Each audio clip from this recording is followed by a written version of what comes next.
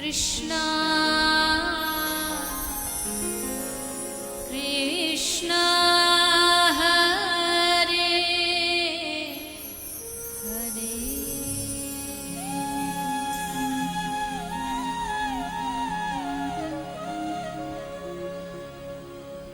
हरे राम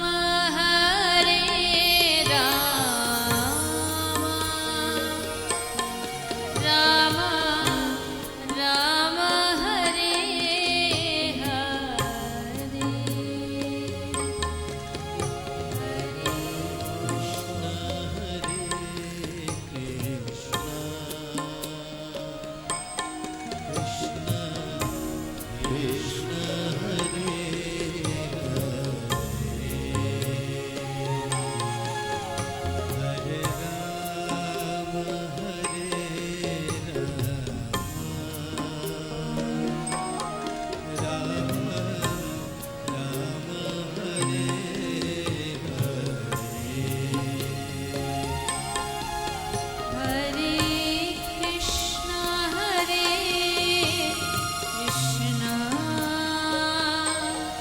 कृष्णा कृष्णा हरे हरे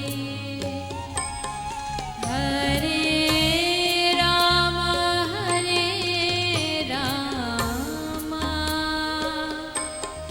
राम राम हरे हरे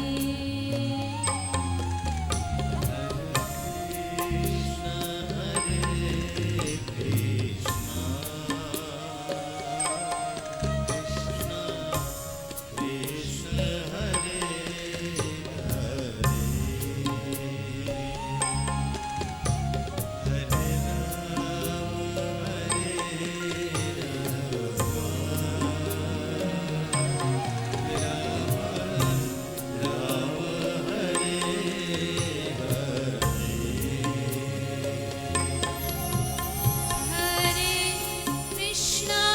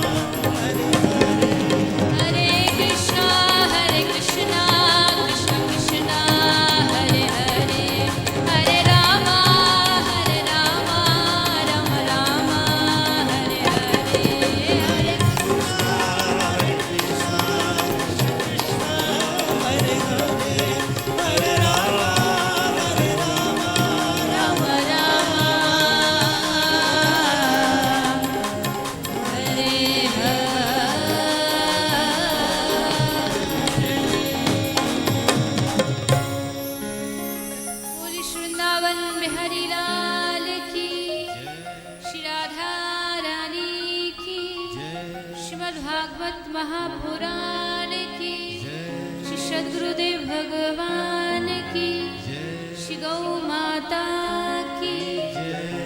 जय श्री राधे, जय जय श्री राधे, जय जय श्री राधे।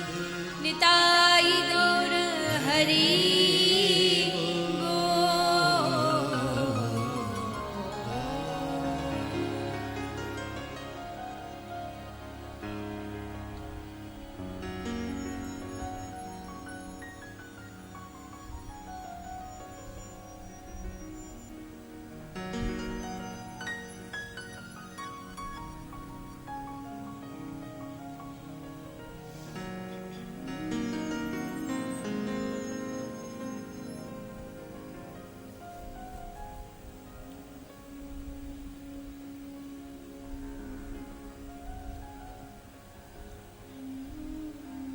आइए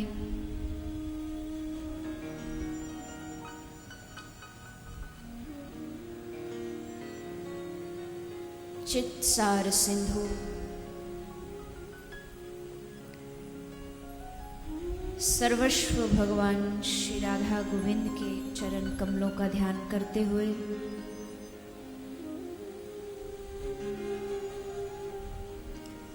सभी श्रीमद् भागवत गंगा में डुबकी लगाए।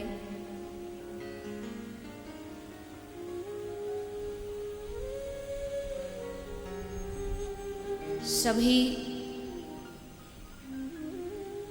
हरि भक्तों वैष्णव जनों के चरणों में व्यासपीठ की ओर से आप सभी को मेरा प्रणाम।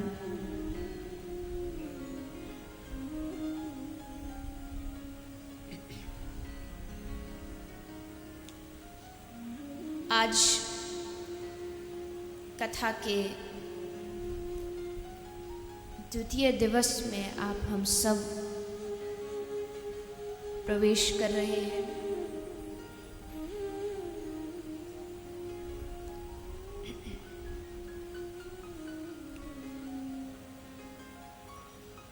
कल आप हम सभी ने भागवत के महात्म्य का श्रवण पान किया।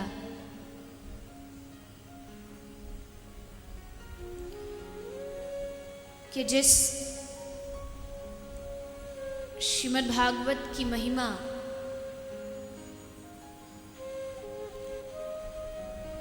इतनी गाई गई है,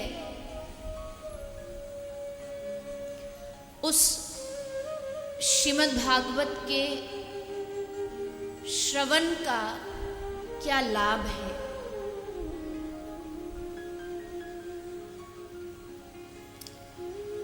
जिस प्रकार सोने की, स्वर्ण की असली पहचान 4 प्रकार से होती है। उसको ताड़ना, उसको तपाना, उसको काटना और उसको घिसना। ये 4 प्रकार से स्वर्ण की वास्तविक परख की जाती है।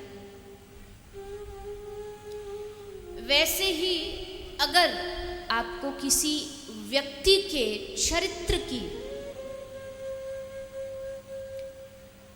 जानकारी प्राप्त करनी है तो वो व्यक्ति कैसा है, वो उसके 4 गुणों से परखा जाता है। और वो कौन कौन से हैं? श्रुतेन, शीलेन, गुणेन और कर्मणा। ये 4 चीजें हैं जिससे व्यक्ति के व्यक्तित्व को पहचाना जाता है। और सबसे पहला गुण है श्रुतेन। श्रुतेन मतलब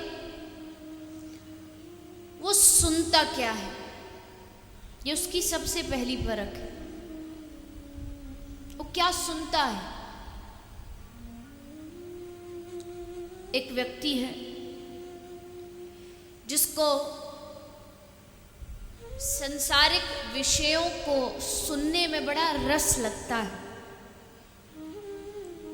इसलिए जहां भी संसार की बातें आती हैं उसके कान एकदम सावधान हो जाते हैं। और एक व्यक्ति वो है जिसका श्रवण केवल हरि कथा है। और वैसे भी नवदा भक्ति में अगर सबसे पहली भक्ति कोई गिनी है तो वो श्रवणम है। श्रवणम, कीर्तनम, विष्णु स्मरणम, पाद सेवनम। अर्चनम वंदनम दास्य सख्य आत्मनिवेदनम। पहली जो नवदा भक्ति में भक्ति बताई है वो श्रवण है, कि आप क्या श्रवण करते, सुनना, ये प्रथम भक्ति है। इसलिए आप हम सब भक्ति के पहले पड़ाव पर पहुंच चुके हैं, श्रवण तक पहुंच चुके हैं, कीर्तन तक पहुंच चुके हैं। और जो इन भक्ति के अंगों को पकड़ ले, यानी जीवन में अपना ले, उसको ठाकुर की प्राप्ति निश्चित है।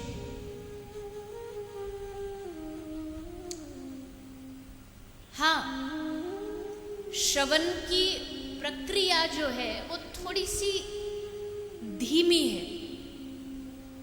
जैसे रात को एक पौधे पर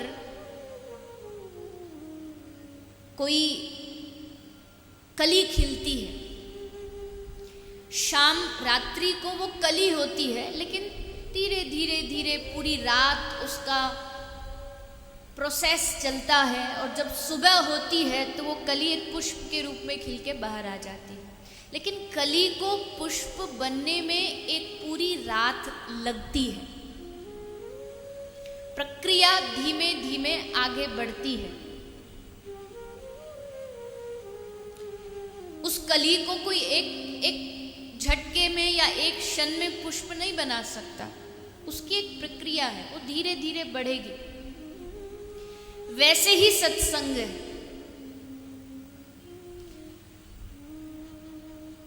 प्रथम दिन से लेकर के, या यहां कहें कि प्रथम कथा से लेकर के धीरे धीरे वो प्रक्रिया चलती जा रही है, चलती जा रही है, और वो यात्रा आगे बढ़ती जा रही है। ये कथा क्या है?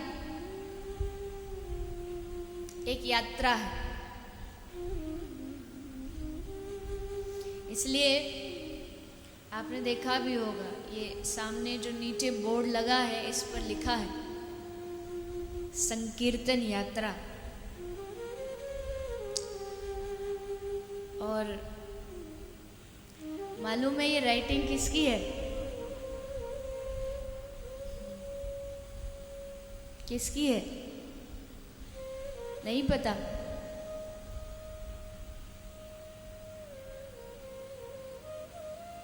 ये मेरे कर कमलों के द्वारा लिखा गया है।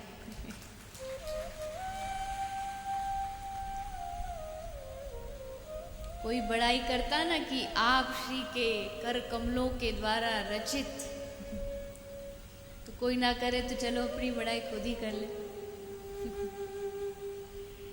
नहीं नहीं, ये सब आनंद के लिए है। लेकिन यात्रा का मतलब क्या है?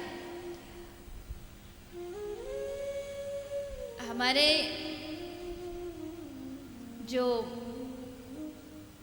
ट्रस्ट का नाम भी रखा गया, संकीर्तन टू ट्रस्ट रखा गया। क्यों? क्योंकि ये तो सब जानते हैं जीवन एक यात्रा है, हम सब मुसाफिर हैं। लेकिन अगर वो यात्रा करनी तो सबको ही है। देखिए, जन्म से लेके मृत्यु की यात्रा हर व्यक्ति को पूरी करनी ही पड़ेगी। लेकिन अगर उस यात्रा में संकीर्तन मिल जाए, उस यात्रा में हरिनाम मिल जाए, तो वो यात्रा एकदम सुखद और आनंदित बन जाती है, आनंद से भर जाती है। जितने भी महापुरुष हुए, इन सब ने अपने जीवन को यात्रा बनाया, लेकिन भगवान नाम की यात्रा बनाया। हम सब क्या कर रहे हैं? प्रथम वर्ष कथा हुई, द्वितीय वर्ष कथा हुई, तृतीय वर्ष आ गया। ये एक यात्रा चल रही है, एक प्रक्रिया चल रही है, और धीमे धीमे धीमे स्लो मोशन में ये जो प्रक्रिया है क्या है? धीमी है, स्लो मोशन में चलती है, और स्लो मोशन में चले तो ही अच्छी है।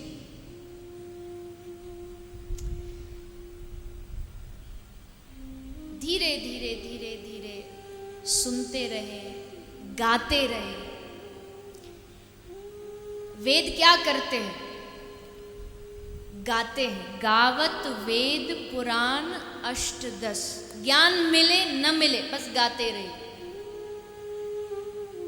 शास्त्रों को गाइए, वेद पुराणों को गाइए, हरिनाम को गाइए, भागवत को गाइए। इसलिए हरि कथा जीवन का हर डर खोल देती है। प्रभु की कथा जीवन का हर डर खोल देती है। अमृत प्रेम का ये हमें अनमोल देती है। प्रेम का अमृत भर भर के देती है। और जो भी आए एक बार इस भागवत की शरण में, भागवत उसके जीवन को बहारों से तोल देती, आनंद से तोल देती। मैंने हमेशा कहा दुनिया में ऐसे बहुत सारे लोग हैं जिनके जीवन में बहुत सारी ऋतुएं आती है। शरद ऋतु, ग्रीष्म ऋतु, वर्षा ऋतु, अलग अलग ऋतुएं आती हैं, मौसम आते हैं अलग अलग महीनों के हिसाब से। लेकिन भक्त के लिए बस 2 ही मौसम होते हैं, तीसरा है ही नहीं। सिर्फ 2 मौसम। कौन कौन से हैं? एक होता है पतझड़ और दूसरा होता है बहार। केवल ये 2 मौसम, पतझड़ और बहार, ये भक्त के 2 मौसम हैं। पतझड़ कौन सा है और भक्त का बहार कौन सा है? बोले पतझड़ वो है कि जब हमको भगवान की कथा सुनने न मिले, वो पतझड़ है। लेकिन जिस दिन पता चले कि इस स्थान पर भगवान की कथा होने जा रही है और हमको 7 दिन मौका मिलने वाला है, समझो भक्त की बहार आ जाती है, आनंदित हो जाता है। जैसे आप कभी किसी पिकनिक पर जाते हैं ना, तो मौसम भी अच्छा है, ठंडा ठंडा मौसम हो, तो आप सब चटाइयाँ और खाना वाना सब बना के माताएं कि चलो आज पार्क में खा के आएंगे, आज थोड़ा बाहर घूम के आएंगे, बाहर आ रही है। वैसे ही जब भक्त को कहीं पता चल जाए कि इस जगह भगवान की कथा होने जा रही है, तो बस उसके जीवन में बाहर आ जाती है, आनंद की लहर दौड़ाती है। तो हम सब इस भागवत के भाव रूपी समुद्र में गोता लगाते हुए कृष्ण की इस कथा में अपने जीवन को, अपने इस तन को, अपने इस मन को पूर्ण रूप से भगवत चरणों में समर्पित कर रहे हैं। अब आपने भागवत की महिमा को जान लिया, सुन लिया, जान तो खैर कौन सकता है भागवत की महिमा को। अब श्री सूत जी कथा को आगे बढ़ाते हुए प्रथम स्कंद में प्रवेश करा रहे हैं। यहाँ से श्री व्यास जी ने कथा की रचना आरंभ कर दी है और व्यास जी ने मंगलाचरण करते हुए भगवान को प्रणाम किया। श्री वेद व्यास जी रचना करते हुए वर्णन करते हैं। जन्माद्यस्य यतुन्वयादितरतः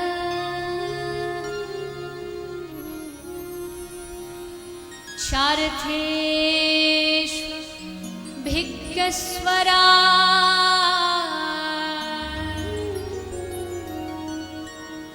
तेने ब्रह्महृदयायादिकभये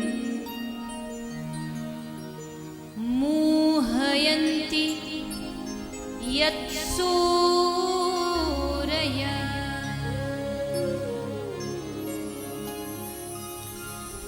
तेजो वारी मृदां यथा विनिमयो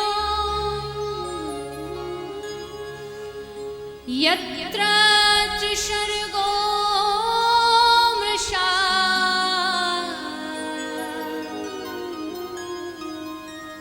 धाम्ना स्वेन सदा निरस्तकुहकम् सत्यं परं धीमहि।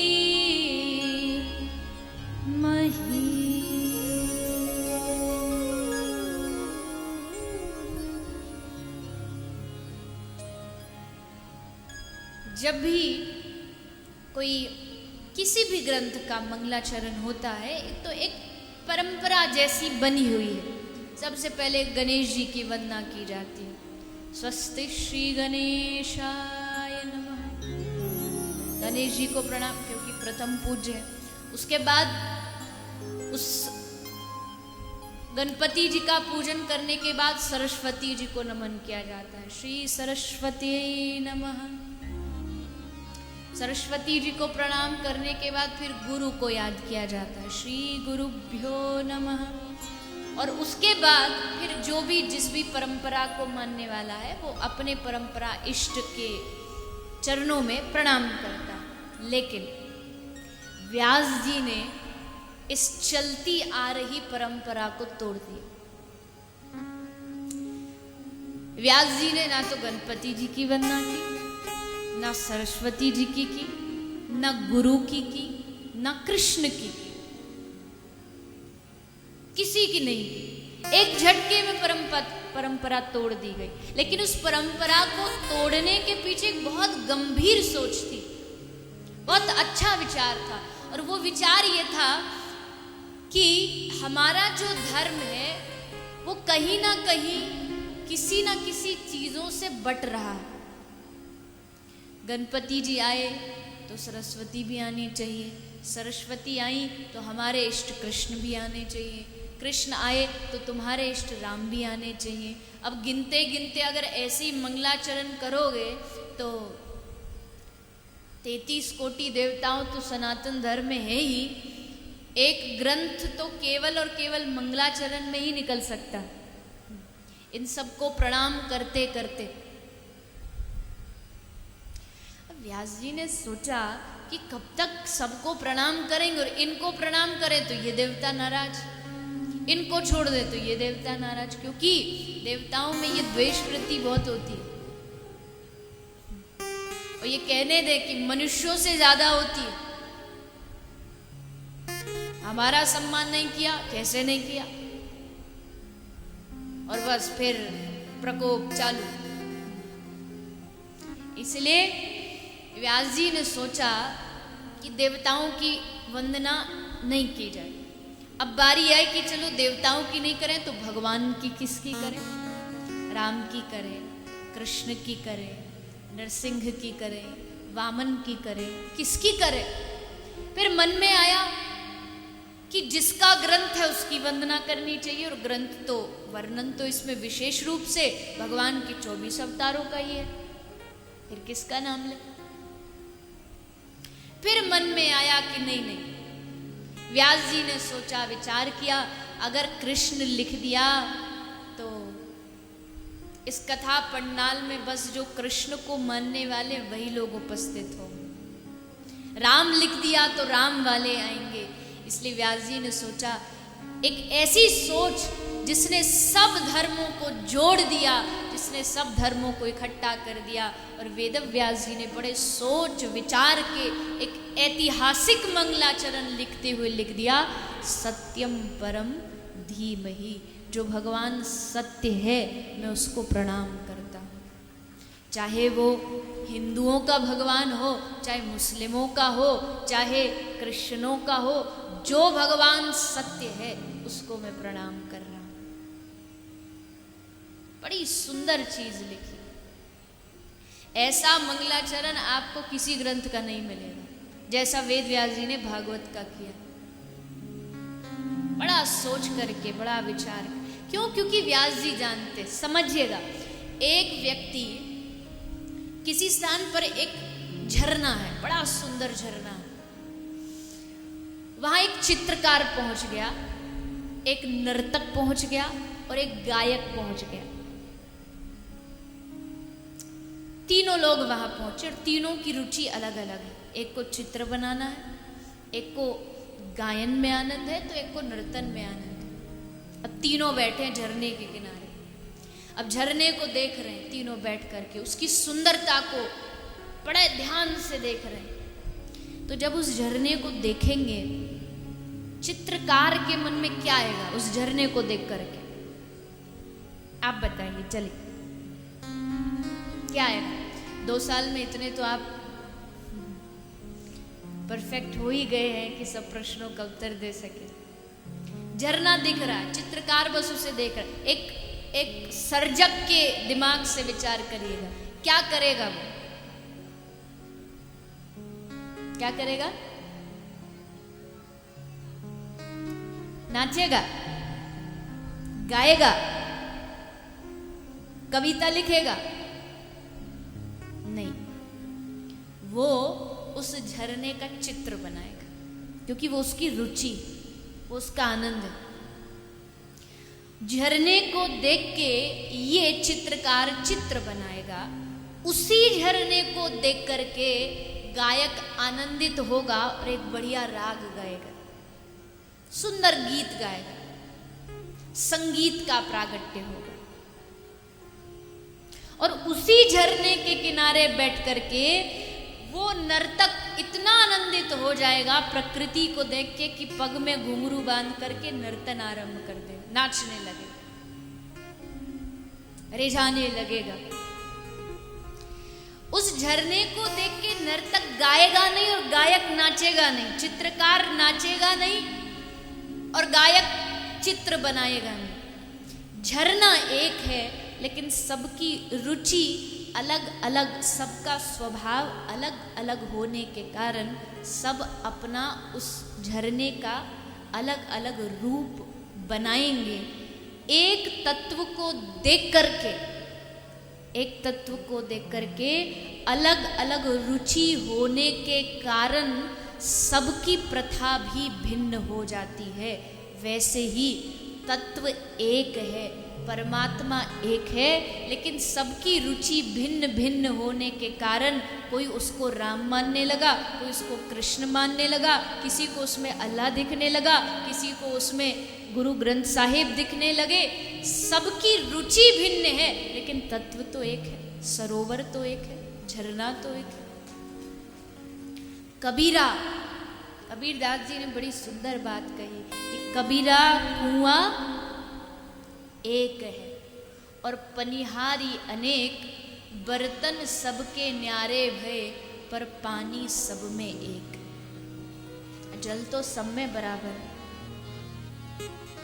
देखिए, मैं आपको एक बात यहां से स्पष्ट कर दूं। मैं मतलब ये शरीर, मैं तो फिर वही बात हो जाती है, मैं। लेकिन अगर कोई मुझसे पूछे कि भक्ति किसकी करे, भजन किसका करे, तो मेरा कोई आप पर दबाव नहीं है। लेकिन अगर व्यक्तिगत रूप में मैं कहूं तो मैं कट्टर कृष्ण भक्त हूं। कट्टर मतलब, मेरी बात को समझिएगा, रूढ़िवादी नहीं। कट्टर मतलब कृष्ण भक्ति या कृष्ण की कथा गाने का भगवान ने अवसर दिया। भक्त हूं ये तो मैं नहीं कह सकती, लेकिन अगर कोई मुझसे कहे कि आपको इस व्यासपीठ पर बैठ के राम कथा गानी तो मैं गा दूं, अवश्य, उसमें कोई बड़ी बात नहीं है। राम कथा अभी कोई कहे देवी भागवत करनी है, वो भी हो जाएगा, एक बार ग्रंथ पढ़िए, बोल दीजिए। लेकिन जो आनंद, जो रस, जो कृष्ण को गाने में मिलता, वो दूसरा मुझे कहीं नहीं मिलता व्यक्तिगत रूप में। लेकिन अब अगली बात भी सुन लीजिए, मैं कृष्ण कथा गाऊं इसका मतलब ये नहीं कि रूढ़िवाद स्थापित कर दिया और मैं आपको भी उपदेश दूं कि बस कृष्ण भजो, जो मैं कहूं वही करो। आपकी मर्जी है, आपका आनंद राम का नाम लेने में है। और मैं आपसे कहूं कि 1000 बार कहूं कृष्ण भजो, तो इस व्यासपीठ की बात को कभी मत मानिएगा। क्यों? क्योंकि आपको अगर आनंद मिलेगा तो राम भजने में ही मिलेगा। कितने भी उपदेश सुन लो कि कृष्ण भजो, लेकिन आपको आनंद राम राम कहने में ही मिलेगा। ये एक भक्ति का तार जुड़ता है, वो किसी से भी जुड़ सकता है, किन्हीं से भी जुड़ सकता है। और जब वो जुड़ जाए तो उसको तोड़ना, उसको हटाना, ये मूर्खता है। ये कोई धर्म नहीं सिखाता, ये हमारा धर्म नहीं सिखाता। हाँ, हमारे धर्म में ऐसी कई चीज़ें हैं जिसमें कहा गया है कि इन्हीं का भजन करो, इन्हीं की पूजा करो। लेकिन अगर आपको आनंद किसी का नाम लेने में मिलता है तो उस आनंद से चूके क्यों? क्योंकि भजन का मतलब तो आनंद है। जहाँ आपको आनंद मिले उसका नाम भजो, उसकी शरण में जाओ। क्यों हम अपनी नासमझियों के कारण अपने देश को, अपने धर्म को, अपने भगवानों को, अपने मंदिरों को हरदम बांटते चले जाते हैं? जितना धोखा इस देश ने धर्म के रास्ते पर पाया है उतना और दूसरे मार्ग पर नहीं पाया। इतने धोखे खाए, इतनी ठोकरें खाई।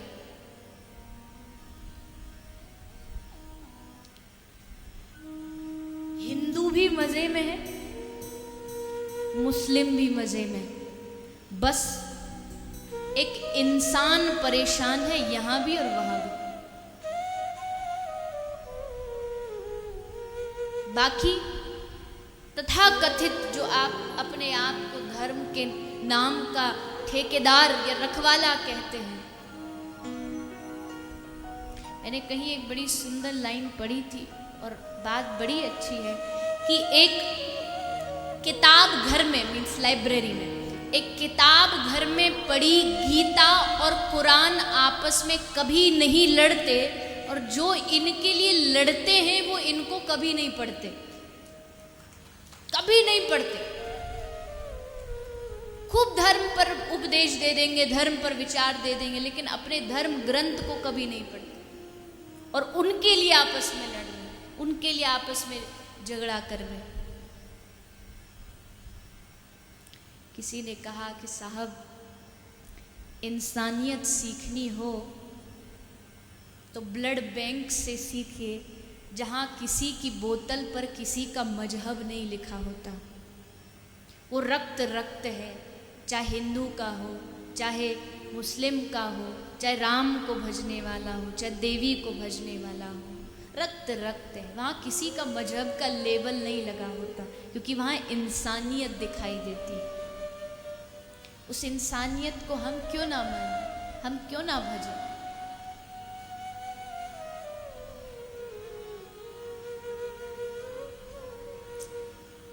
इसलिए किसी शायर ने कहा है,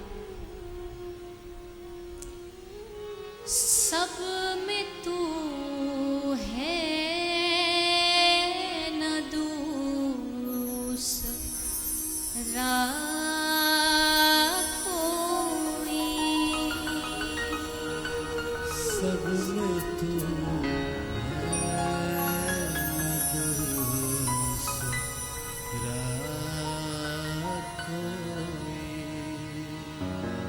कैसे कह दूं कि है बुरा कोई, सब में तू है न दूसरा कोई, सब में तू है न दूसरा कोई। बात बड़ी गंभीर, बड़ी समझने लायक है। अगर इस बात को देश का हर धर्म समझ गया, हर मजहब समझ गया, हर संप्रदाय जान गया, तो आज जो ये देश टुकड़ों में बटा है वो देश एक हो सकता है, वो धर्म एक हो सकता है। मैं कैसे कहूँ कि तुम बुरे हो, मैं कैसे कह दूँ कि तुम्हारा धर्म बुरा है, मैं कैसे कह दूँ कि तुम्हारा भगवान बुरा है, मेरा तुमसे बड़ा है? आखिर है तो वो परम तत्व है। उस परम तत्व को पाना ही हमारा उद्देश्य है, ये मत भूलिए। चाहे मैं जो भी हूँ, चाहे मैं जिस भी भगवान को मानने वाला हूँ, मेरा उद्देश्य उस एक की शरण में जाना है। मंजिल सबकी एक है, इसलिए सब में तू है न दूसरा कोई, सब में तू है।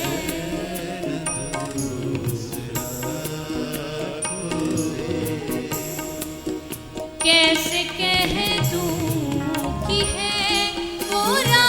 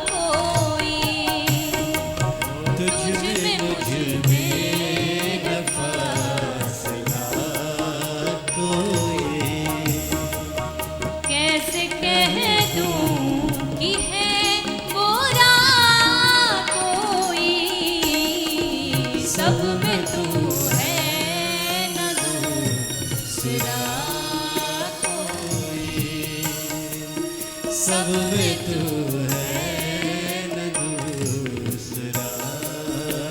और फिर एक बड़ी सुंदर बात कही, दुनिया पूछती है कि भगवान कहाँ है, खुदा कहाँ है। अरे कौन कहता है कि वो भगवान, वो ईश्वर, वो खुदा दिखाई नहीं देता। अरे वही तो है, जब कुछ भी दिखाई नहीं देता तब वही तो दिखाई देता। ऐसी कौन सी जगह है जहां वो नहीं है? वो हर जगह महसूस होता है। फिर भी आदमी कहता है तो दिखाओ, कहाँ है दिखाओ, कहाँ रहता है, कैसा रंग है, कैसा रूप है। लेकिन फिर शायद कहता हर जगह है खुदा, तो पूछो भला। हर जगह है खुदा, तुम पूछो भला। हर जगह है खुदा, तो पूछो भला। हर जगह है खुदा, तो पूछो भला। क्यों खुदा को है ढूंढता कोई, क्यों खुदा को है ढूंढता कोई। सब में तू है न दूसरा कोई। सब में तू है न दूसरा कोई। और फिर अंत में एक बड़ी सुंदर बात कही कि जिस मंदिर में जाकर के, जिस दरगाह में जाकर के आप अपने दिए जलाते हैं, मोमबत्तियां जलाते हैं, आखिर उसका स्रोत क्या है? काश कोई बस इस बात को समझ जाए तो सब दूरियां खत्म हो जाए। फासले सदियों के एक लम्हे में गुजर जाते हैं। फासले सदियों के एक लम्हे में गुजर जाते अगर दिल मिला लेते केवल हाथ मिलाने वाले। अगर दिल मिला लेते केवल हाथ मिलाने वाले। इसलिए किस दिए से है सब दिए रोशन, किस दिए से सब दिए रोशन। किस दिए से है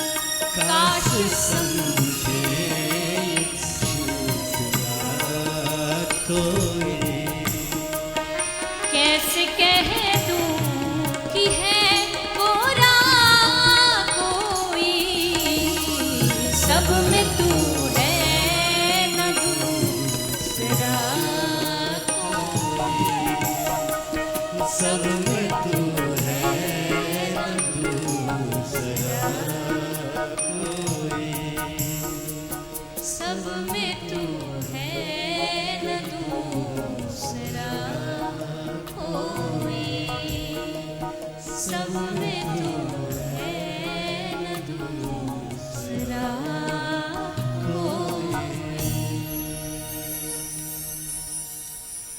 किस दिए से है सब दिए रोशन, काश समझे ये सिलसिला कोई।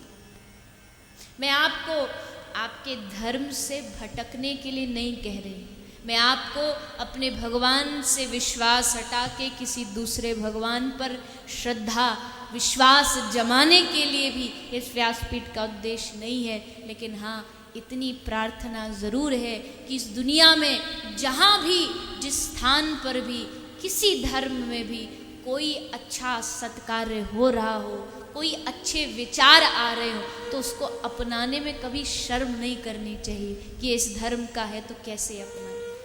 खुल के अपनाइए, खुल के कहिए कि ये अच्छाई है तो हम तैयार हैं इसको स्वीकार करने के लिए, चाहे वो किसी धर्म की बात हो। आज भी भारतवर्ष के ऐसे कई मंदिर हैं जहाँ जाति भेद के कारण लोगों को भक्ति से वंचित रखा जा रहा है। आज भी कुछ ऐसे मंदिर हैं जहाँ जातियों से एंट्री मिलती है, ये जाति वाला नहीं जा सकता, ये नीची जाति वाला नहीं जा सकता। अरे हमसे अच्छे तो ये परिंदे, ये पक्षी हैं, आज मंदिर पर चले जाएंगे, आज मंदिर की चोटी पर बैठ जाएंगे तो कल गुरुद्वारे की चोटी पर बैठ जाएंगे। ये नहीं भेदभाव करते, लेकिन इंसान, ये जाति भेद ने हमारे देश को बहुत बिगाड़ा है। आप ग्रंथ के हिसाब से चलिए, भक्तमाल पढ़ के देखिए। भक्तमाल में एक भक्त हुए, बड़े महान, बड़े प्रसिद्ध भक्त हुए, भगवान के बाल्य भक्त है। एक छोटी सी आयु में जिसने इतिहास बना दिया, शायद आपने नाम सुना हो, दासिया बाउरी। दासिया बाउरी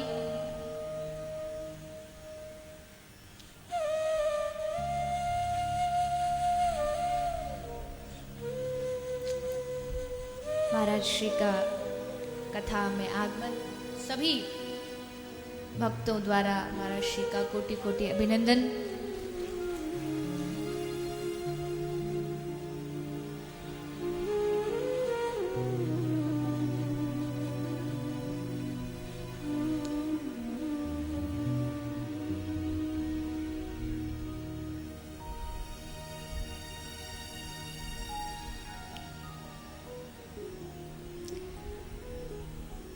तो पुनः महाराज श्री का व्यासपीठ की ओर से बहुत बहुत अभिनंदन, स्वागत, प्रणाम। तो चर्चा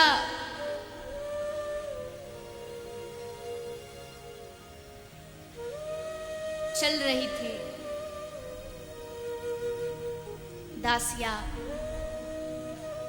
भगवान का परम भक्त था, छोटा सा बालक है, नीची जाति का है। ऐसे दो भाव हैं, एक भाव ये है कि दासिया नारियल लेकर के आया, और एक भाव ये है कि दासिया आम लेकर के आया। खैर जो भी हो, बात पदार्थ की नहीं है, बात भाव की है। तो कहते हैं कि आम का मौसम आया, दासिया के मन में विचार आया, क्यों ना मैं ये फल अपने जगन्नाथ प्रभु को खिला कर के आऊँ। नए नए ताज़ा फल आए हैं, मेरे ठाकुर खाएंगे तो बड़े प्रसन्न होंगे। एक टोकरी में आम भर करके दासिया जगन्नाथ भगवान के दरवाजे पर पहुंच गया, लेकिन जानता है कि इस दरवाजे के अंदर मुझे कोई घुसने नहीं देगा। बाहर खड़ा खड़ा बस रो रहा है कि प्रभु तूने मुझे ऐसा क्यों बनाया कि मैं तेरा दर्शन नहीं कर पाऊँ, मैं तुझे देख नहीं पाऊँ। दुनिया जा सकती है, तुझे देख सकती है, तुझे स्पर्श कर सकती है, लेकिन मैं यहाँ बाहर बस बैठा बैठा तड़प रहा हूँ। कम से कम प्रभु मेरा प्रसाद तो ग्रहण करिए। पंडा जी भीतर जगन्नाथ जी के मंदिर में घुस रहे। दासिया ने रोकर पंडित जी से कहा, पंडित जी जरा ठहरिए। पंडित जी हमारी प्रार्थना है, ये आम हम तो जा नहीं सकते, निषेध है हमारा मंदिर में जाना, पर आप ये आम हमारे जगन्नाथ प्रभु तक पहुंचा दें तो बड़ा आभार होगा। पंडित जी बोले, छी छी छी, क्या बात करते हो तुम, मूर्ख हो क्या, बुद्धि नहीं है? तुम जैसे नीची जाति के व्यक्ति के स्पर्श किया हुआ कोई भी वस्तु हम स्पर्श करें तो हमारा धर्म भ्रष्ट हो जाएगा। हम मंदिर में नहीं घुस सकते तुमको छू कर। तुम कहते हो आम भीतर ले, भागो यहाँ से। नहीं नहीं पंडित जी, कृपया एक बार ले जाइए। आप जाकर के भले इनको धो लीजिए, शुद्ध कर लीजिए, गंगा जल डाल दीजिए, पर हमारी बड़ी इच्छा है हमारे हाथ का आम हमारे जगन्नाथ प्रभु ग्रहण करें। कभी नहीं हो सकता, भागो यहां से। भीतर चले गए। बेचारा बाहर खड़ा, बस एक ही सोच लेके, क्या करूं, कैसे ये फल अपने इष्ट तक पहुंचाऊं। मैं जा नहीं सकता, पंडित जी लेके जाना नहीं चाहते, क्या करूं। तभी याद आया, अरे ठाकुर ने तो कहा है, पत्रम पुष्पम फलम तोयम। तू पत्ता चढ़ा, फूल चढ़ा, बस भाव से चढ़ा दे, मैं स्वीकार कर लूंगा। तो चलो आज भाव ही नछावर कर देते हैं। उसको मुझे मिलने की इच्छा है, मुझे आम खिलाने की इच्छा है, लेकिन अगर उसकी आम खाने की इच्छा होगी तो वो खुद खाएगा। इसलिए दासिया ने टोकरी से आम उठाया और टोकरी से आम उठा करके जगन्नाथ भगवान के मंदिर की तरफ, गर्भगृह की तरफ दासिया ने आम को सामने न्योछावर किया और आम को प्रभु को मन ही मन न्योछावर करके दासिया ने जैसे आम को छोड़ा, वहाँ सैकड़ों लोग खड़े थे और उस भाव को देख रहे थे। उसने आम छोड़ा तो, लेकिन वो आम ना तो पृथ्वी पर गिरा, ना आकाश में उड़ा, कहाँ गया किसी को नहीं पता चला। उसने तुरंत दूसरा आम लिया, फिर भगवान को अर्पित किया, फिर वो आम अदृश्य हो गया। पूरी टोकरी धीरे धीरे धीरे धीरे दासिया ने आज भगवान को अर्पित कर दी। चारों तरफ हल्ला मच गया, अरे एक छोटा सा बालक भगवान को आम खिला रहा है और आम कहाँ जाता है कुछ नहीं पता, क्या हो रहा, क्या चमत्कार है। लेकिन उनको नहीं मालूम, भक्ति में चमत्कार नहीं होते, भक्ति में विश्वास होता, और वो विश्वास ही सब बदलता। पूरा आम आज भगवान को वहीं खड़े खड़े खिला दिया। लेकिन मजे की बात तो आगे है। रात हुई, पंडित जी ने सोचा अब जगन्नाथ प्रभु के सोने का समय हो गया है, चलो शयन की तैयारी की जाए। बिस्तर सजाया गया, शयन कक्ष सजाया गया, भगवान के वस्त्र उतारे गए और जैसे वस्त्र उतारे, साफ सफाई की, तो पंडित जी की आंख खुली की खुली रह गई। क्या देखा? जगन्नाथ भगवान की मूर्ति के पीछे बड़ा भारी आम की गुठलियों का ढेर लगा हुआ, पूरी गुठलियों का पीछे ढेर लगा। पंडित जी समझ गए जिस आम को मैं स्पर्श समझ करके छोड़ के आया था, मेरे ठाकुर ने आज उस आम को 56 भोग त्याग करके उसको स्वीकार किया और दासिया सदा सदा के लिए भक्तों की उस श्रेणी में अमर हो गया। ये भाव का प्रभाव है, ये केवल भाव का प्रभाव। भगवान नहीं सोचते तू कौन है, तू किस रंग का है, तू किस रूप का है, तू किस जाति का है, तू किस मजहब का है। भगवान कहते हैं बस एक बार तू मेरी शरण में आके बस न्योछावर हो जा।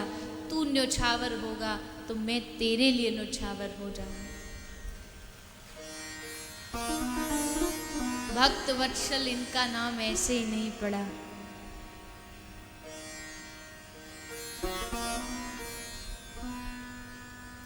भक्तों के लिए इन्होंने सब कुछ न्योछावर किया है।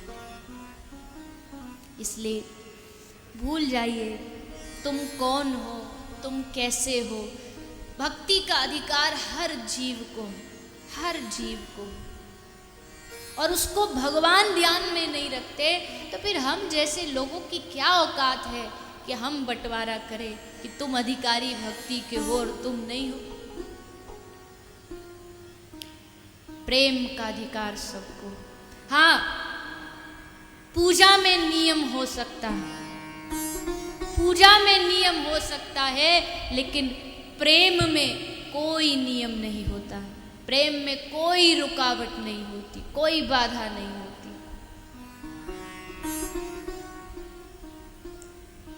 इसलिए भागवत शास्त्र बड़ा अद्भुत है। सत्यम परम धीमहि, सबके लिए है, जन जन के लिए, हर जाति के लिए, हर वर्ग के लिए। व्यास जी कहते हैं ये इतना सुंदर ग्रंथ है जो गलितम फलम, पका हुआ फल है, जो रस से परिपूर्ण है, जो रस से भरा हुआ है। इस भागवत रूपी रस को किसी ने कहा कि भागवत क्या है? बोले भागवत फल है, पर फल वैसा वाला फल नहीं है जो छिलका गुठली वाला फल होता है। ये तो भागवत जूस है। और जूस भी कैसा है? मिक्स जूस है। सब फलों के गुण इसमें समाये हैं। वेद व्यास जी ने विष्णु पुराण, गरुड़ पुराण, देवी पुराण, वेद, शास्त्र, महाभारत, सब का निष्कर्ष निचोड़ करके इस भागवत में लाके रख दिया, क्योंकि ये भागवत जी व्यास जी के अंतिम रचना है। मिक्स जूस है। और जूस कैसे पिया जाता है?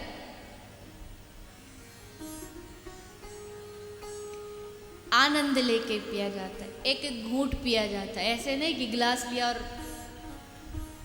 एक एक घूंट लेके। क्यों? क्योंकि उसमें रस आता है।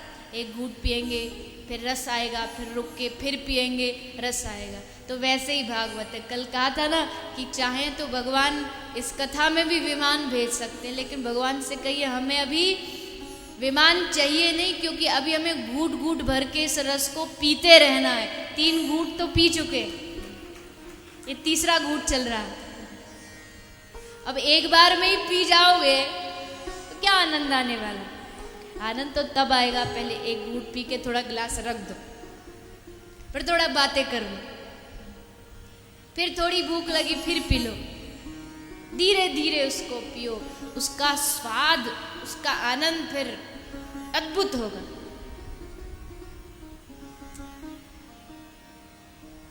भागवत वो रस है, तेरे रस का लगा चस्का जिसको, लगता वैकुंठ फीका सा उसको।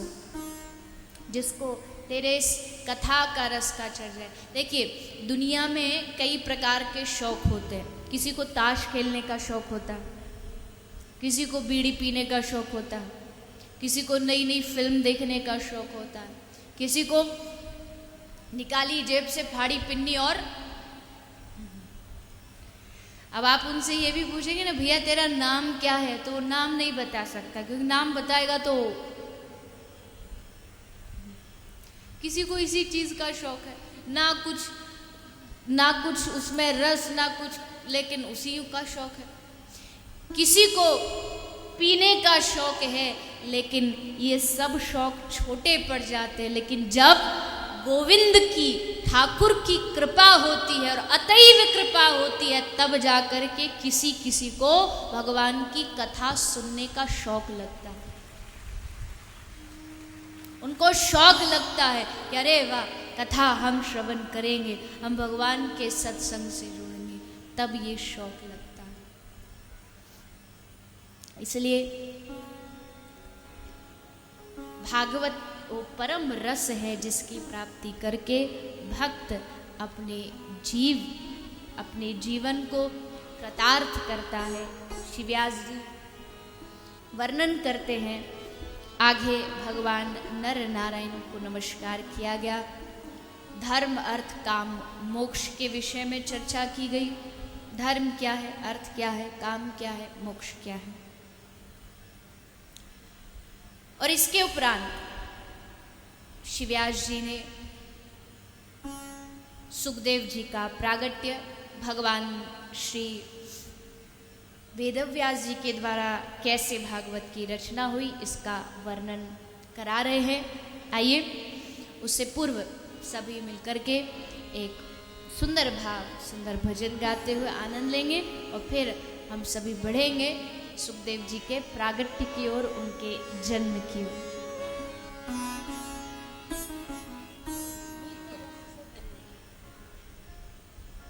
आइए सभी मिलकर के भाव से आनंद लेते हुए, नृत्य करते हुए।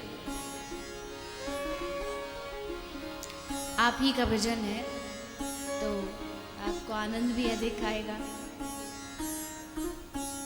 वो मीठे रस से भर्योरी,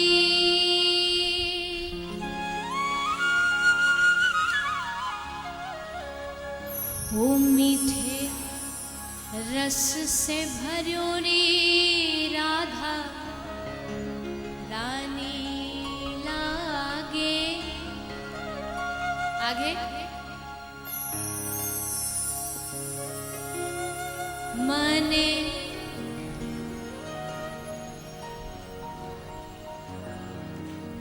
मीठे रस से भर्योरी राधा रानी लागे, महारानी लागे। मने प्यारो प्यारो जमुना जीरो पानी लागे। मीठे रस से भर्योरी राधा रानी लागे, महारानी लागे। मने प्यारो प्यारो जमुना जीरो पानी लागे। वो मीठे रस से भर्योरी राधा रानी लागे, महारानी लागे। हो मने प्यारो प्यारो जमुना जीरो पानी लागे। रस से भर्योरी राधा रानी लागे, रानी लागे। मने प्यारो प्यारो यमुना जीरो। दोनों हाथ उठा के सभी बोलेंगे, राधे राधे राधे राधे राधे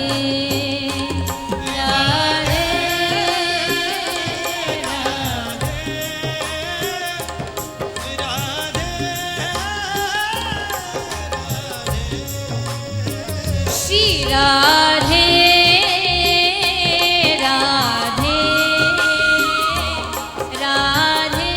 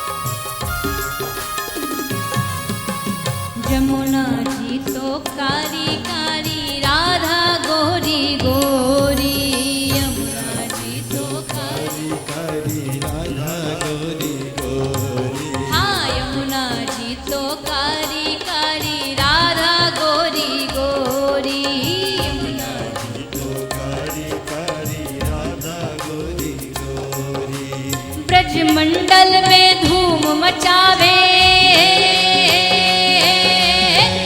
मंडल में धूम मचावे, बरसाने की छोरी ब्रज धाम राधा जी की राजधानी लागे, राजधानी लागे।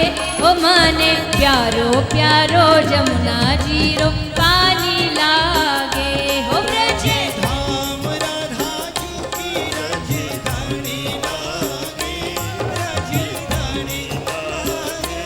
माने प्यारो प्यारो यमुना जीरो पानी हाथ उठा के राधे राधे राधे राधे श्री राधे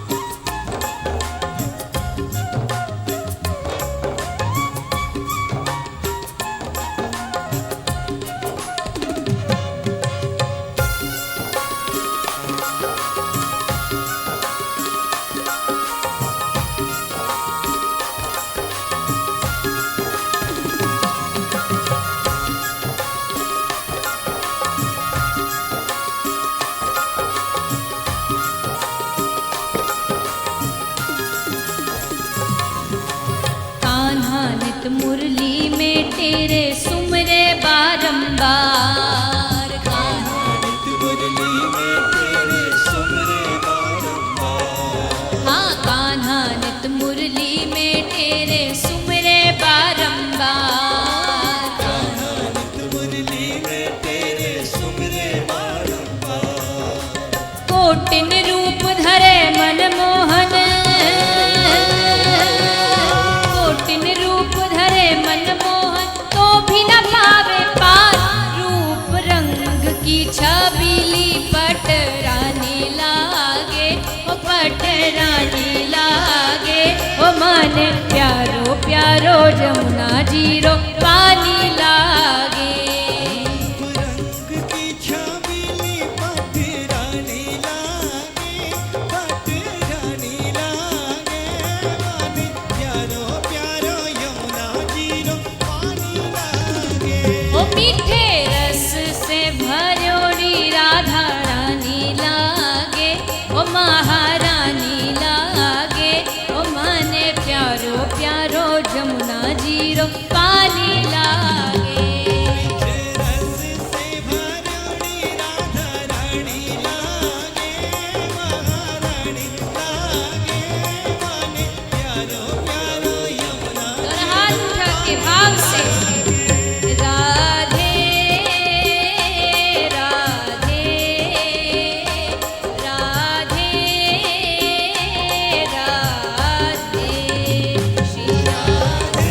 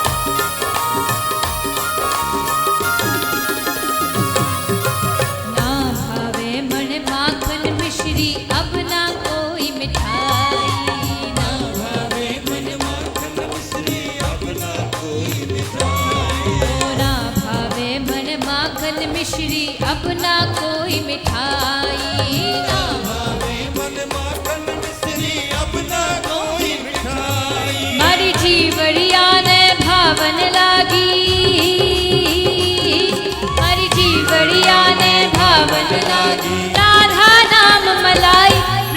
धाम की ललितो गुड़ ढानी लागे, गुड़ ढानी लागे। ओ मने प्यारो प्यारो जमुना जीरो पानी लागे। शिवान की ललितो गुड़ ढानी लागे, गुड़ ढानी लागे। मने प्यारो प्यारो जमुना जीरो पानी लागे। ओ मीठे रस से भरोड़ी राधा रानी लागे, ओ महारानी लागे। ओ मने प्यारो प्यारो जमुना जीरो पानी लागे। रस से भरोड़ी राधा रानी लागे, महारानी लागे। मने प्यारो प्यारो जमुना जीरो पानी लागे। राधे राधे राधे राधे। ओ राधे राधे राधे राधे। एक बार सभी लोग दोनों हाथ ऊपर करके भाव से राधा रानी को पुकारते हुए राधे राधे राधे राधे ओ राधे राधे राधे राधे। श्री राधे राधे राधे राधे। ओ राधे राधे राधे राधे। श्री राधे राधे राधे राधे। श्री राधे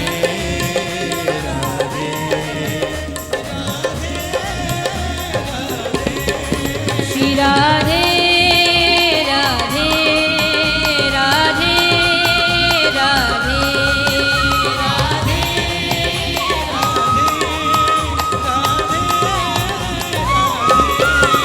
राधे राधे राधे राधे।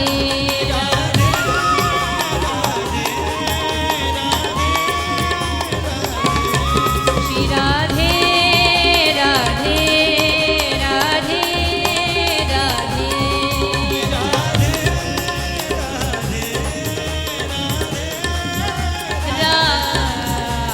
राधे। बोलिए श्री राधा रानी की, श्री यमुना महारानी की। तो आइए आप हम सभी ने श्री राधा रानी और श्री यमुना महारानी का ध्यान करते हुए अब कथा प्रसंग को आगे बढ़ाते हुए श्री सूत जी सुखदेव जी का जन्म वर्णन श्रवण करा रहे हैं। किस प्रकार सुखदेव जी अपनी माँ के गर्भ में हैं और माँ के गर्भ से बाहर नहीं निकल रहे। क्यों? क्योंकि सुखदेव जी कहते हैं अगर मैं बाहर निकला तो मुझे मालूम है ये माया मुझे पकड़ेगी और मैं इस माया के बंधन में नहीं बंधना चाहता। इसलिए अगर भगवान स्वयं प्रकट होकर के मुझे ये कहते हैं कि बेटा तू बाहर निकल और तुझे मेरी माया नहीं पकड़ेगी, तो ही मैं इस गर्भ से बाहर निकलूंगा। क्योंकि बिना उनकी कृपा के उनकी माया से बचना बड़ा मुश्किल कार्य है। यहाँ साधना होती नहीं है और माया उलझा लेती है। घर त्याग के आए हैं हाथ में माला लेकर के कि भजन करेंगे, तप करेंगे, माला करेंगे। अब इधर हाथ में माला लेके जप रहे हैं और उधर माता जी एक कोई 10 रुपया सामने चढ़ा गए, बस हो गया भजन। अब माला नहीं फिरेगी, अब वही रुपया ही फिरेगा। शुरुआत वहीं से होती है और फिर धीरे धीरे धीरे धीरे धीरे कब कहाँ कैसे पकड़ ले कोई भरोसा नहीं है। इसलिए सुखदेव जी कहते हैं हम कोई चांस नहीं लेना चाहते, नहीं तो हम गर्व में ही बढ़िया है, हमको यहाँ कोई दुख नहीं, आराम से घर में बैठे खूब भजन हो रहा है। भगवान कहते नहीं बेटा, तुझे तो अभी बाहर आना है, बहुत कुछ करना है, मेरे नाम को जन जन तक तुझे ही तो पहुंचाना है। एक तू ही तो सत्पात्र है, ये काम केवल तू ही कर सकता है। क्यों?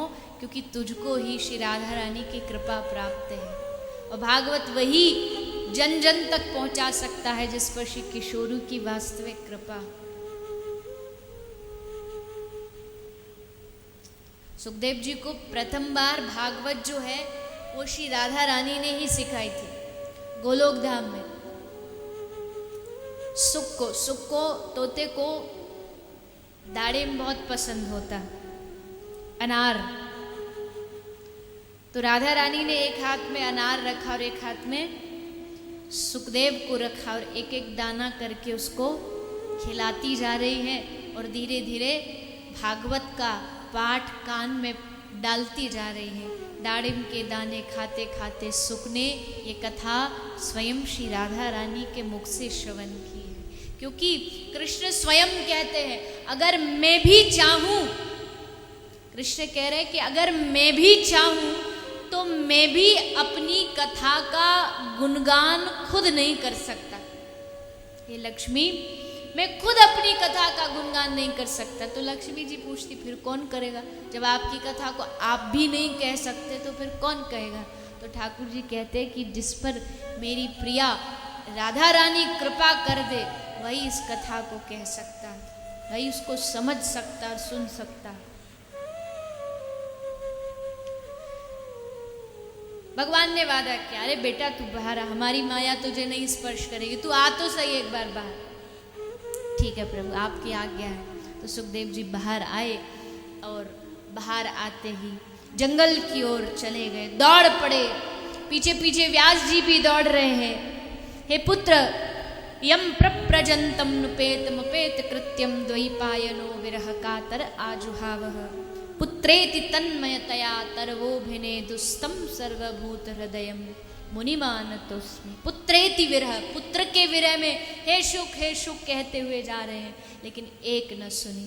क्योंकि अगर आज रुक गया तो फिर इस माया से निकल नहीं पाऊंगा। इसलिए दौड़ते गए और सुखदेव जी वापस नहीं आए। फिर कैसे वापस आए? तब कथा सुनाई कि एक बार व्यास जी के आश्रम में नारद जी पहुंचे। देखा व्यास जी बड़े उदास है, कारण पूछा।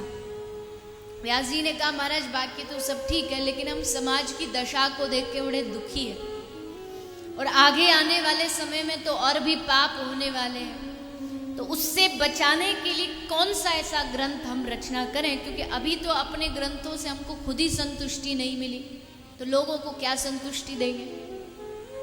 तब नारद जी ने कहा व्यास जी आप एक ऐसा ग्रंथ लिखिए जिसमें कृष्ण भक्ति के अलावा कुछ हो ही नहीं, केवल भक्ति हो, निष्काम भक्ति हो, कोई यंत्र तंत्र मंत्र कुछ नहीं, निष्काम भक्ति। व्यास जी राजी हुए, लेकिन ये करेंगे कैसे? तो नारद जी ने अपने पूर्व जन्म की कथा सुनाई। दासी पुत्र थे, किंतु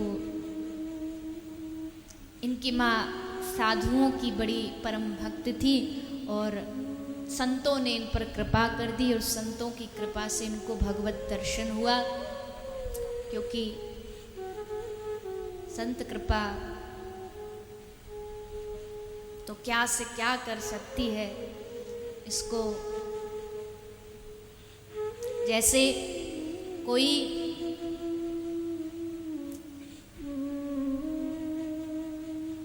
रेलवे का अधिकारी हो।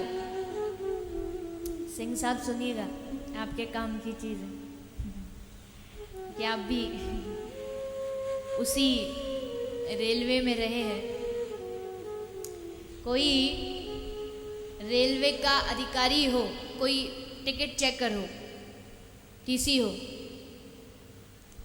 और आप ट्रेन में यात्रा कर रहे हैं और आपकी जो टिकट है वो वेटिंग में है,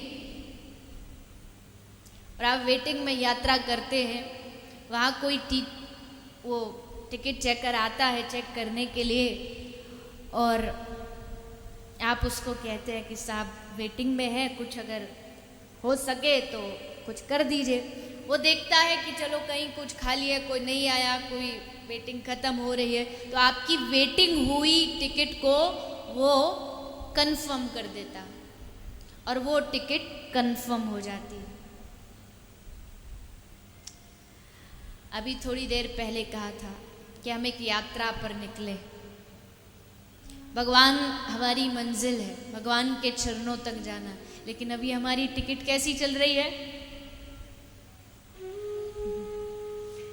अभी लंबी वेटिंग है, कब खत्म होगी पता नहीं, कोई भरोसा नहीं, बड़ी लंबी वेटिंग लगी है। लेकिन उस लंबी वेटिंग में भी कोई सच्चा संत, कोई सच्चा महंत, कोई सच्चा सद्गुरु, कोई सच्चा महापुरुष टिकट चेकर के रूप में आपके पास आएगा और आपकी जन्मों से चली आ रही वेटिंग को एक कृपा की नज़र डाल के तुरंत कंफर्म कर देगा। एक कृपा की नज़र की देर है बस, वो हुई नहीं कि कंफर्म हुई नहीं, और फिर मंजिल तक। संत का यही तो काम है। संत ना होते जगत में तो जरे मरतो संसार।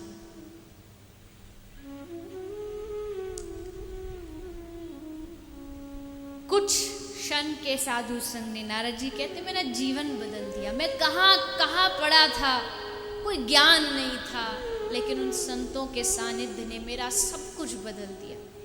और फिर मैं भक्ति में ऐसा लगा कि दिन रात बस प्रभु की खोज में दौड़ पड़ा। कहाँ मिलेंगे, कब मिलेंगे, कैसे मिलेंगे, खोज जारी हो गई। उस जन्म में तो नहीं मिले, पर भगवान ने वादा किया नारद अगले जन्म में तो ब्रह्मा जी से प्रकट होगा और तुझे मेरी प्राप्ति हो। अगले जन्म में नारद जी ब्रह्मा जी के द्वारा रचना जो हुई उसमें उनका प्रागट्य हुआ। ब्रह्मा जी ने वीणा दी और कहा नारद जी हरि नाम का गुणगान करिए, और नारद जी को 4 श्लोक दिए हैं, चतुर्श्लोकी भागवत जिसको कहा जाता है। और श्री नारद जी ने वही चतुर्श्लोकी भागवत जो है वो व्यास जी को प्रदान की। लेकिन 4 श्लोकों से क्या होता है? 4 श्लोकों से थोड़ी जन जन तक ये पहुंचाया जाए। आपके पास 4 इलायची है और खाने वाले लोग सैकड़ों हैं, तो सैकड़ों तक कैसे पहुंचाओगे? कोई उपाय है? पहुंचा सकते।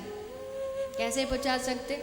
4 इलायची का पाउडर बनाइए, खीर बनाइए, और उस खीर के ऊपर उस पाउडर को डाल दीजिए और सैकड़ों लोगों को खिला दीजिए। 4 इलायची सैकड़ों तक पहुंच जाएगी, उसकी खुशबू सैकड़ों तक पहुंच जाएगी। इलायची पहुंचे ना पहुंचे, पर उसकी खुशबू सब तक पहुंचेगी। 4 श्लोक है, सब तक नहीं पहुंच सकते। नारद जी ने व्यास जी ने 4 श्लोकों को लिया, उसका मंथन किया, उसको घिसा, उसका मिक्सचर, उसका पाउडर बनाया और 4 श्लोक से 18,000 श्लोक बनाए, जिसकी खुशबू आज तक हम लोग बैठ कर के ग्रहण कर रहे हैं, आज तक।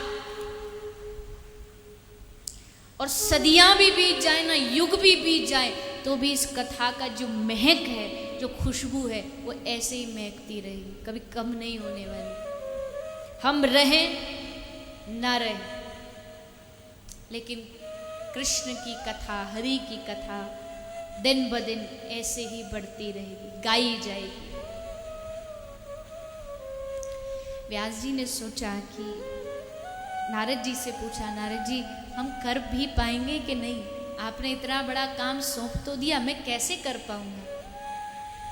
नारद जी कहते हैं भगवान का सहारा लेके करो, लगेगा नाम होगा कि व्यास जी ने किया है, लेकिन कृपा तो जैसे एक छोटा सा बालक अपने पिता के साथ बाजार से मार्केट से आ रहा हो और उसके पिता के हाथ में थोड़ा कुछ सामान का थैला लगा, तो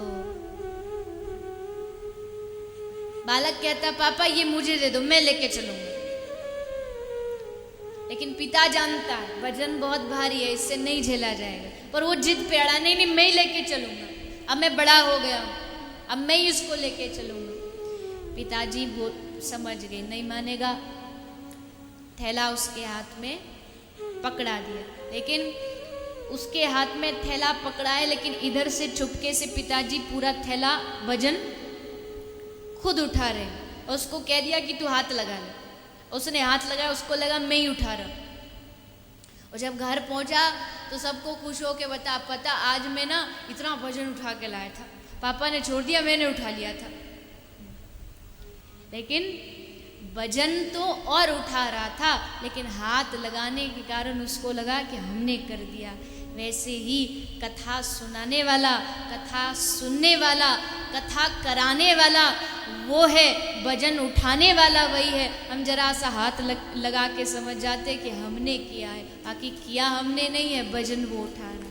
हाँ, उसने श्रेय हमको दे दिया ताकि हमको लगे कि वाह हमने ये कर दिया, श्रेय उसने हमें दे दिया। उस पिता को मालूम है कि थैला इसने नहीं उठाया, पर फिर भी कहता हाँ यही आज उठा के लाया था। भगवान भी कहते हाँ यही करने वाला है। किंतु नारद जी कहते व्यास जी चिंता मत करो, तुम प्रभु के शरणागत होकर के बस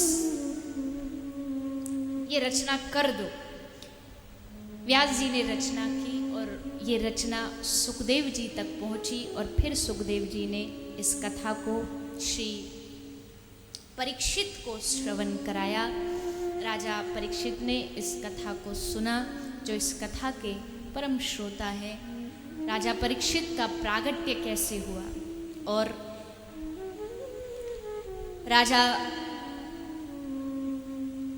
परीक्षित के वंश में कौन कौन हुए जिस पर भगवान ने कृपा की, इसकी कथा श्री सुखदेव जी श्री सूत जी श्रवण करा रहे हैं।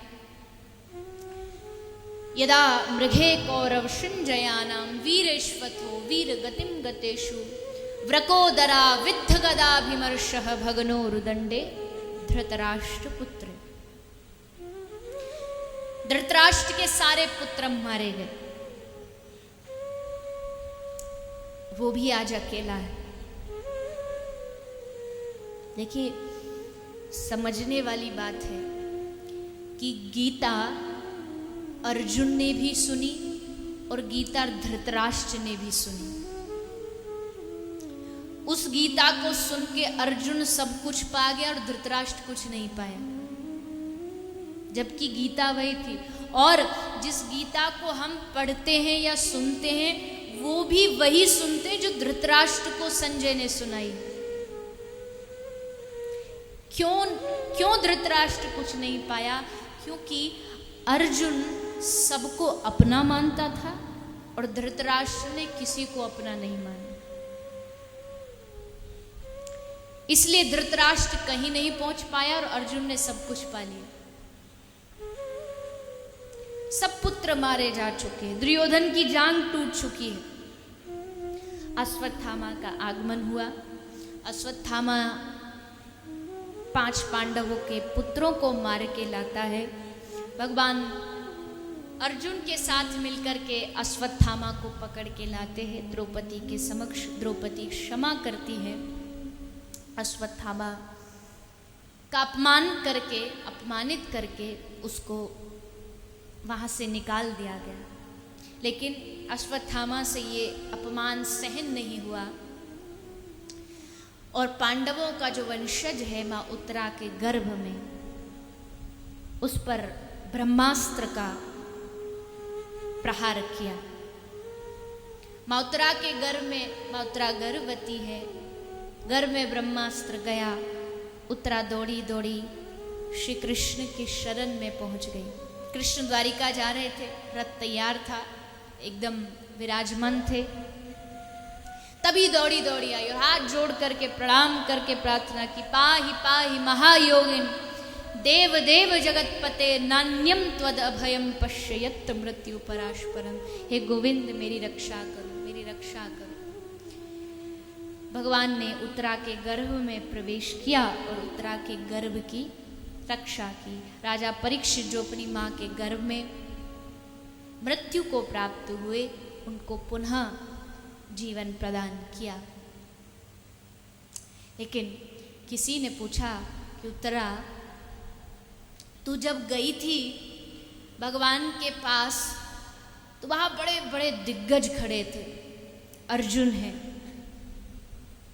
युधिष्ठिर है, सब खड़े हैं वहां पर। लेकिन जब दुख आता है तो व्यक्ति अपनों की शरण में जाता है, और तू वहां ना जाके कृष्ण के पास गई, क्यों? उत्तरा कहती है कि पांडवों में ऐसा कौन सा इतिहास है जो लोग नहीं जानते कि जब भी कष्ट आया है तो दुनिया ने मदद नहीं की, हर बार कृष्ण ने आगे बढ़कर के हम पांडवों की रक्षा की है। इस भक्त कहता है कि मेरे दिल से बस यही पैगाम आए कि जुबान खोलूं और तुम्हारा नाम आए। मेरे दिल से यही पैगाम आए, जुबान खोलूं और तेरा नाम आए। मुसीबत में हंसने वाले तमाम आए, पर मुसीबत में तुम ही काम आए कान्हा, तुम ही काम आए। काम वही आएगा, रक्षा वही करेगा, जीवन में ठोकरों से बचाएगा वही। भक्त कहता है, हे गोविंद, किस्मत के सहारे मुझे मत छोड़ना ए कान्हा, क्योंकि तेरी रहमतों के अलावा मुझे किसी पर भरोसा नहीं। किस्मत होगी उनके लिए जिनको तुझ पर विश्वास नहीं है। मुझे किस्मत पर नहीं, मुझे तेरी कृपा पर विश्वास है, मुझे तेरी भक्ति पर, तेरी रहमतों पर विश्वास है। भगवान ने इस विश्वास को कभी टूटने नहीं दिया। पांडवों की इस भक्ति को, इस समर्पण को भगवान ने कभी व्यर्थ नहीं जाने दिया। उत्तरा की रक्षा की। फिर भगवान बोले कि चलिए अब हम चलते हैं, काम हो गया। अच्छा, अब जा रहे हैं तो एक मौका और दे देते। चलिए, यहाँ जितने भी लोग खड़े हैं, आज जिसके मन में जो जो इच्छा है खुल के कह दीजिए। आज हमसे जो जो भी मांगेगा हम उसको वो चीज दे देंगे। मांगिए।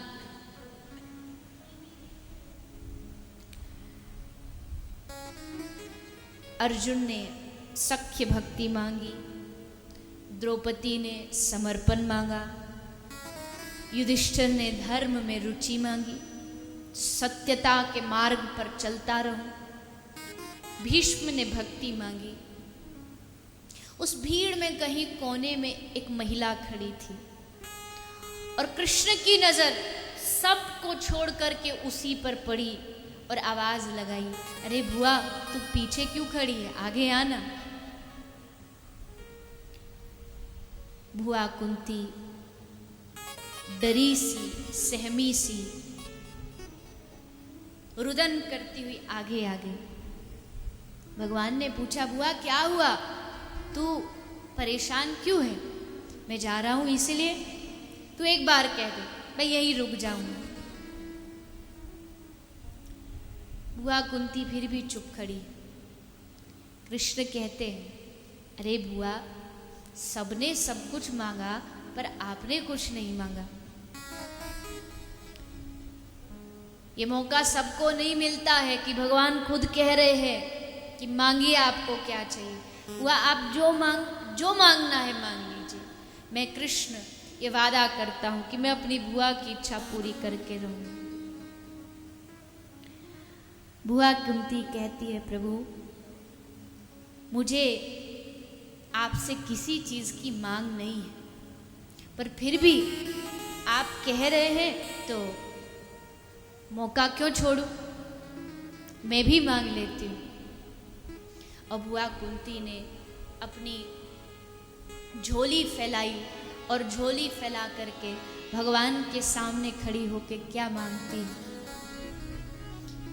विपदः सन्तु न शश्वत् तत्र तत्र जगद्गुरो भवतो अदर्शनम यस्य अपुनर्भव दर्शनम। हे प्रभु, अगर तू मुझे कुछ देना चाहता है और दिल से देना चाहता है तो एक कृपा कर दे। विपदः सन्तु न, सिर्फ मुझे नहीं, अस्माकं नः, सबके ऊपर। विपदा माने बहुवचन, संतु मतलब केवल मेरे ऊपर नहीं, हम सब के ऊपर प्रभु अगर आप दे सकते हो तो हमारे जीवन में दुख ही दुख दे दो, विपत्ति ही विपत्ति दे दो, दुखों के अलावा मुझे कुछ नहीं चाहिए। पूरी सभा में सन्नाटा छा गया। ये क्या मांग लिया इसने?